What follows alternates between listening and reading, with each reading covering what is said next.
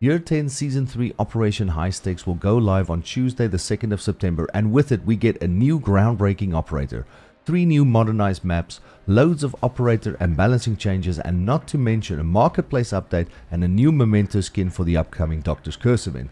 My name is the Odd Big Boss Man, a content creator from South Africa, and everyone calls me the Siege Dad.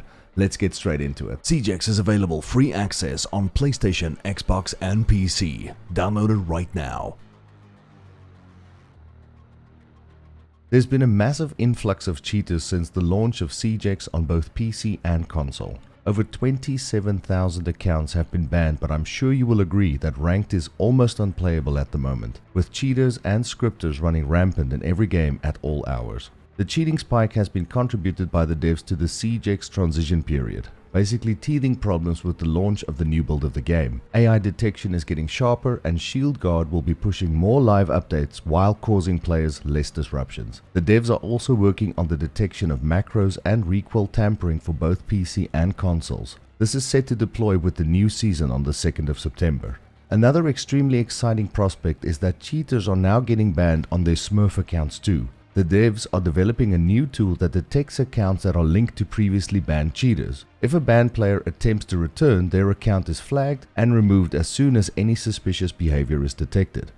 Another big one is that the devs are working on a system to ban players that are actively queuing with cheaters. I've said this many times. Once we start sanctioning the players that are paying for these cheater boosts, the cheating problem will decrease, and now these players could have their accounts permanently banned too. From next season, you will need to make sure that you are not playing with a cheater, so watch some match replays on your friends.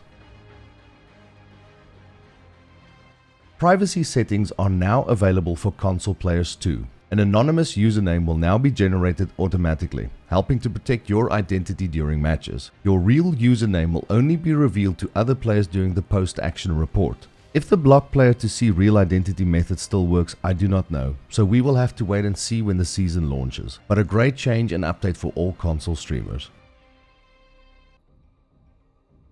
The devs have kept their promise, and with the new season we will see 3 new modernized maps with updated lighting, textures, and the addition of the destructible ingredients.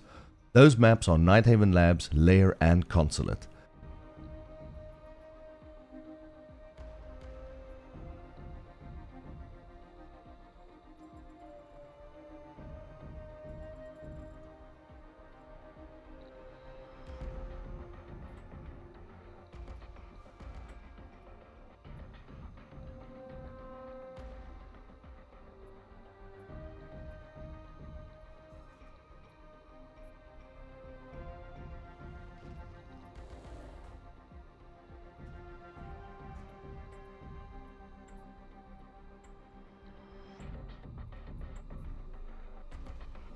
They look absolutely stunning, and my favorites are Nighthaven Labs and Consulate. The new lighting just brings a feel of realism that I think most of us enjoy and appreciate.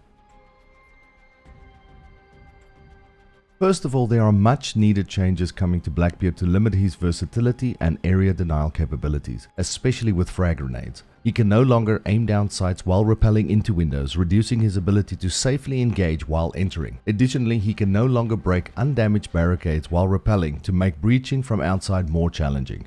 He can still breach through any barricade when he is not on rappel. To add more risk to his reload, Blackbeard will now fully fold his shield while reloading, leaving him more exposed and vulnerable in combat. The breach ability charge of his shield has also been reduced from 4 to 3 per round now. Operators using ballistic shields will now be slightly exposed when throwing projectiles, making them more vulnerable during these actions. These changes encourage shield operators to be more strategic and cautious when using projectiles within direct line of sight of the enemy. Well, it seems like the leaks were true. All Defender ACOGs have now been removed apart from slug shotguns and DMRs. This means that the Boss G, TCSG, ACS-12, Aruni's MK14 and Tubarau's AR-1550 will have access to all modified scopes, leaving Goyu, Doc, Rook, Frost, Echo, Tachanka and Castle on one-time scopes. Additionally, with the removal of Echo's ACOG, he has now been made a 2-speed 2-armor operator again. So much for consistency.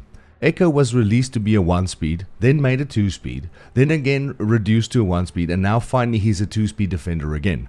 Hopefully this will be the last change that he receives. Fenrir loses his Bailiff Revolver. Wamai receives the Super Shorty. Legion has now lost his Super Shorty, and unbelievably, Rook gets a C4. Now he has C4, impact grenades and beepers, giving him so much more versatility and playability options.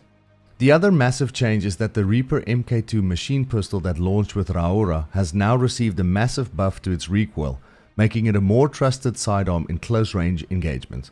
Surprisingly, the weapon is also now accessible by the following operators.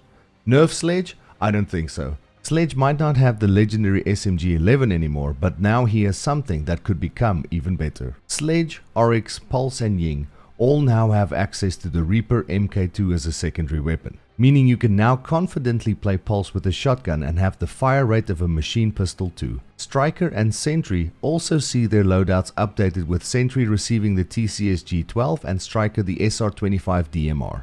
That's Blackbeard's second primary if you were wondering. The wait is finally over. You will now be able to buy and sell the legendary celebration packs that were released with Year 10 Season 1. My advice? Hold on to the white non-duplicate packs until the prices skyrocket. There are only so many left in the world, and the last 100 might sell for an incredible number of credits in the future. More event and special packs will be available to trade soon, but this is all the information we currently have.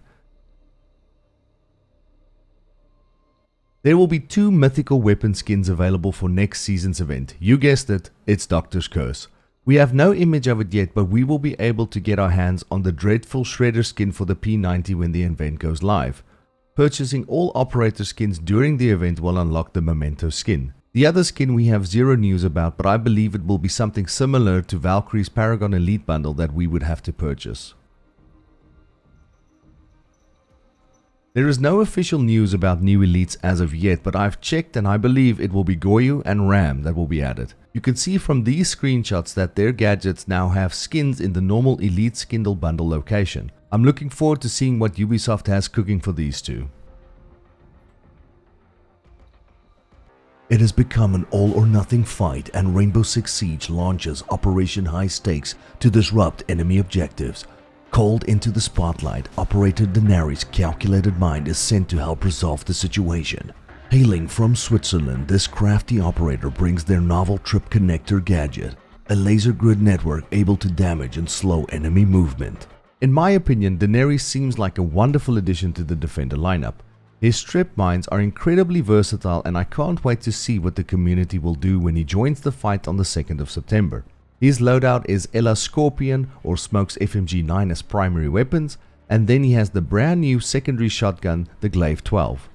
This weapon is a slug firing shotgun that has a max capacity of 4 shots before having to reload.